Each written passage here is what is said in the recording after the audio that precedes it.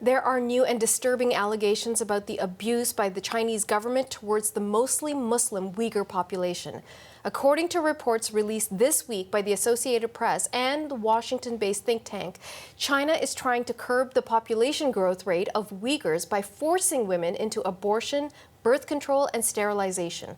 The reports have prompted international calls for a UN investigation. For more on this story, I'm joined now by Adrian Zenz.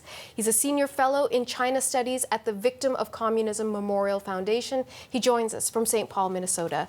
Mr. Zenz, thank you so much for making time for us, sir. Yeah, thank you. Let's begin by talking about your research. What did you find in terms of the Chinese government's treatment of the Uyghur minority community? Last year, I was disturbed by finding unnaturally low birth and population growth rates published by the Xinjiang authorities, and particularly by Uyghur regions in southern Xinjiang. I followed up this research and discovered evidence of mass female sterilization.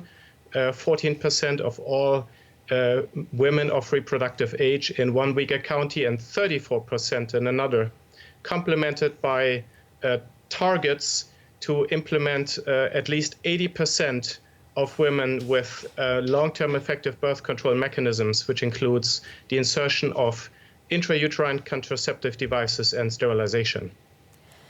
You were able to speak to Uyghur women over the course of your research. What did they tell you about this experience? The Uyghur women testified that they were terrified.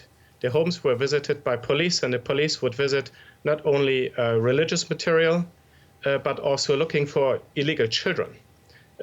Women testified that right when they were arrested and put into an internment camp, the first thing was that an IUD was placed in the uterus, and it was told that this was standard procedure. Other women testified they were offered a free sterilization surgery. They were basically threatened with internment if they would not accept. And I was able to verify these witness accounts with related policy documents from the government.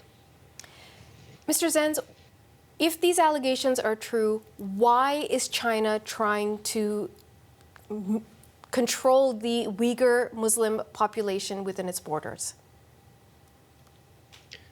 It is an area with great geopolitical significance, especially because of the Belt and Road Initiative. Xinjiang borders 8 Central Asian countries and Russia. All the traffic, the trains, the gas pipelines from Pakistan to Iran, to Uzbekistan, to Moscow, to Europe, to Germany and Britain go through Xinjiang. Xinjiang is also rich in mineral resources. Beijing has long struggled to control this restive region with the Uyghur people, who are culturally closer to Istanbul than to Beijing. And this really coalesced in the uprisings in Urumqi in 2009, where probably thousands died.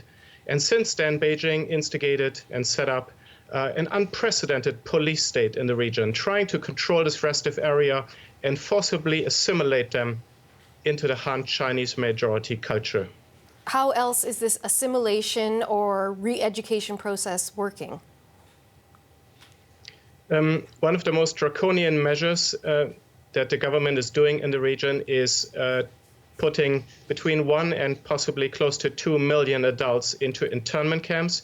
These are so-called extra-legal internment camps. People are put there without any trial, without any legal recourse. They are subject to very brutal and coercive brainwashing. There have been reports of torture, even reports of people dying in those camps, and many people remain in these camps. Mr. Zenz, this isn't new in terms of the controversy around the Chinese government's treatment of the Uyghur community. Why does this story not get more international attention? Well, that is a very good question. I think firstly, this region is not well known. Most people had never heard of the Uyghur people. It is heavily landlocked. It's not like Hong Kong. In Hong Kong, reporters on the ground are live streaming police brutality. They're sending out pictures. The internet is at least sort of uncensored. Xinjiang is one of the most landlocked places on the planet. It is easy for the Chinese government to seal off information to prevent anybody from coming out. And the Uyghurs themselves who live in exile can have no contact with their family members, or if, then it's heavily policed and controlled. This constrainment on information flow has been one factor, but I think the other factor is a real lack of political will. I think the governments of the world are still trying to focus on cultivating good, favorable relations with the largest economy in the world, and at the end of the day, it's money that talks. Adrian Zenz, thank you so much for your time today, sir. Thank you.